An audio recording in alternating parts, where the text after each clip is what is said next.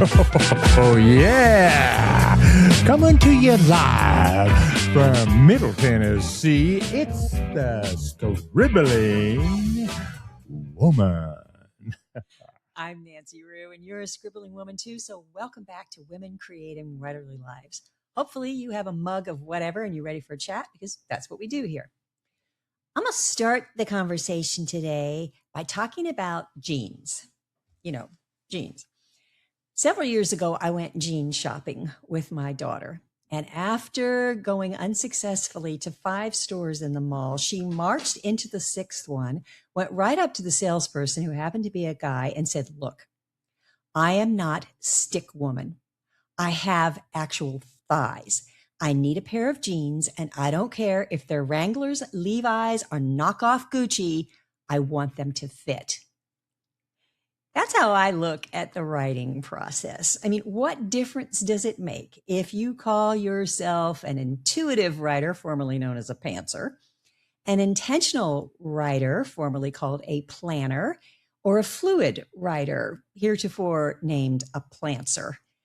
If the way you approach your writing works for you, you don't have to call it anything at all. Hard and fast labels don't work anyway. The process is more like this piece of ribbon. It's a flowing range from intentional to intuitive, moving with you as you sift through the various stages of developing a piece of literature.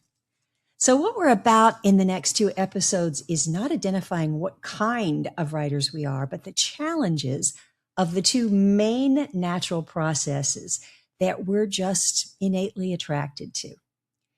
And we are going to address specifically today the struggles that the innately intuitive writers often grapple with, because there is a way to resolve them without losing your authenticity.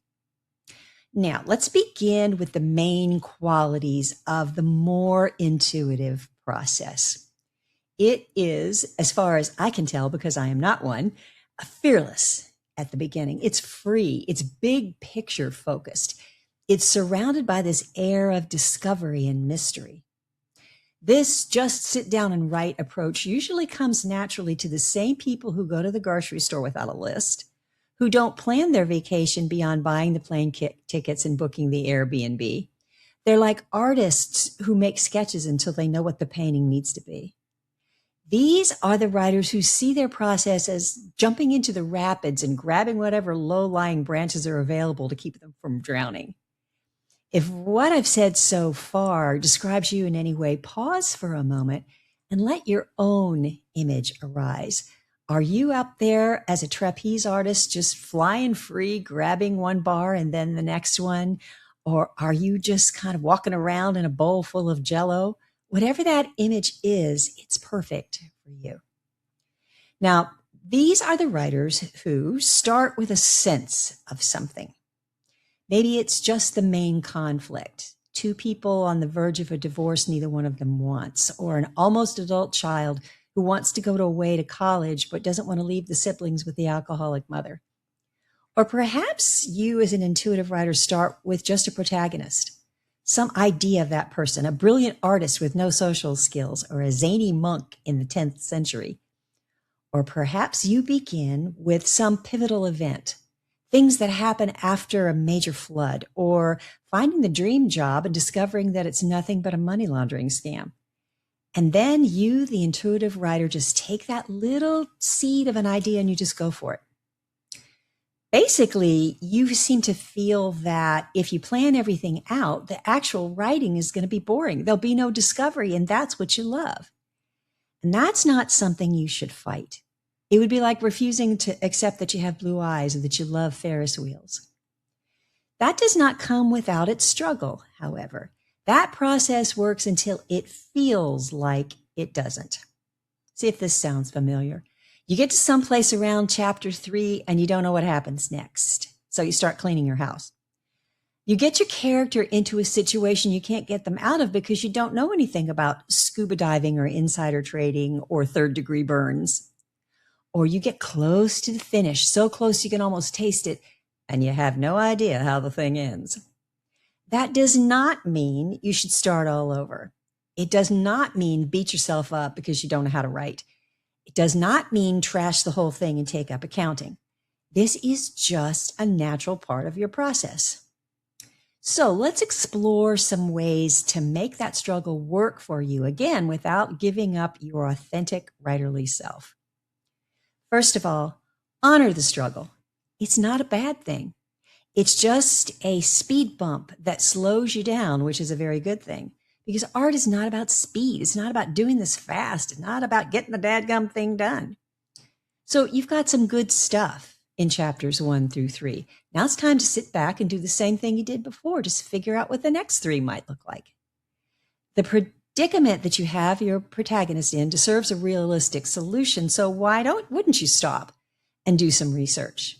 There's also another approach to this, which we'll talk about in a minute. The ending is a thing of mystery. Why not pause and savor whatever that turns out to be? So you honor the struggle, and secondly, foresee it.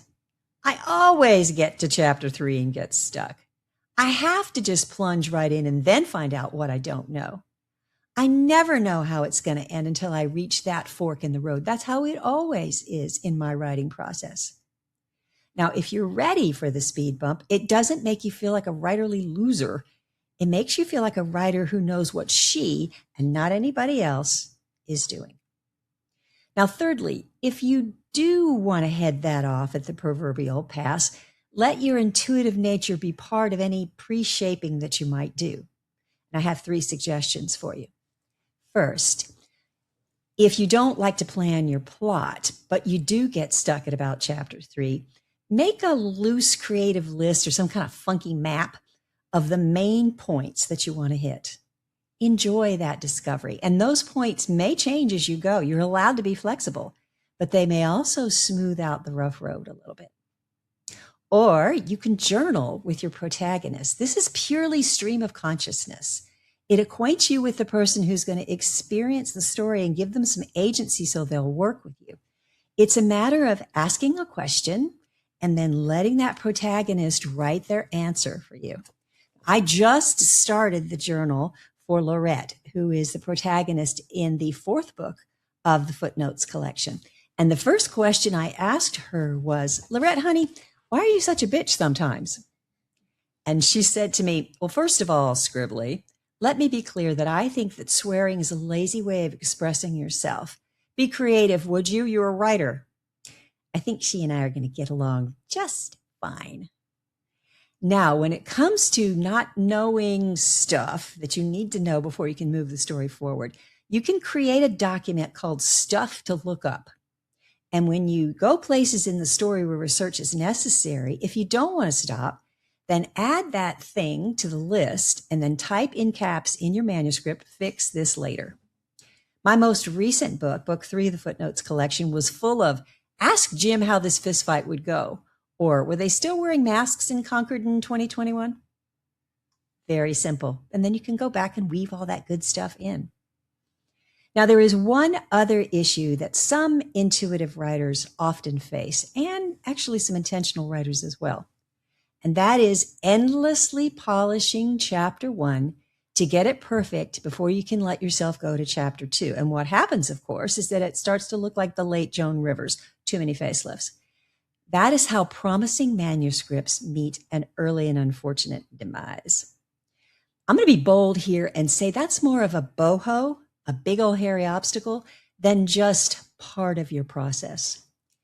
It's your 7th grade English teacher making red marks all over your masterpiece. It's your mother coming behind you and cleaning up after you while you're still working on an art project. It's a society that says you have to get it right the first time or you just don't have what it takes. The first draft, no matter who you are and what your process is not the time to edit and polish. It can't be perfect at this point. It's not supposed to be. It hasn't evolved enough. And that is especially true for the writer who dwells in her intuition. Because if we do that, if we keep going back and giving a facelift to chapter 1, it stops the kind of creative flow that comes so naturally to you intuitives. It isn't intuitive behavior, it's learned behavior, and it has taught you the wrong lesson. Now, if just knowing that isn't enough, here's a suggestion. Type out chapter 1.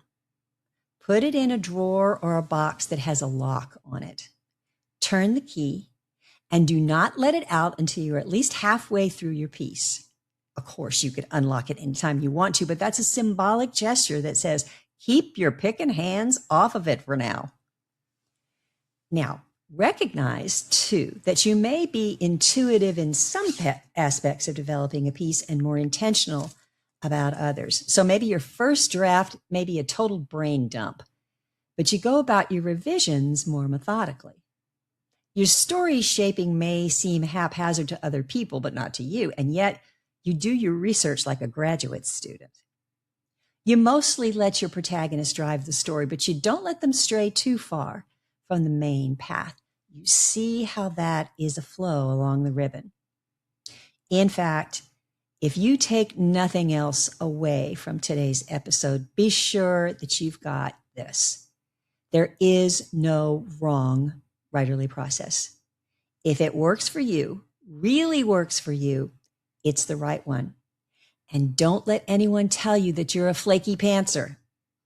Let that ribbon lead you smoothly to the story that you want to tell. And if at any point you feel like you're tied in a knot, step back and see what doesn't fit you. Because having Gucci on your buttons doesn't mean you're comfortable. Now, next time, we're going to talk about the challenges facing the more intentional writer. And if you can't wait for that, or you want to go deeper into what we've talked about today, then check out Chapter 23 of The Scribbling Woman Interactive Companion. And if you haven't procured your copy yet, my question to you is, why not? And of course, until next time, Scribblies, I want you to scribble on.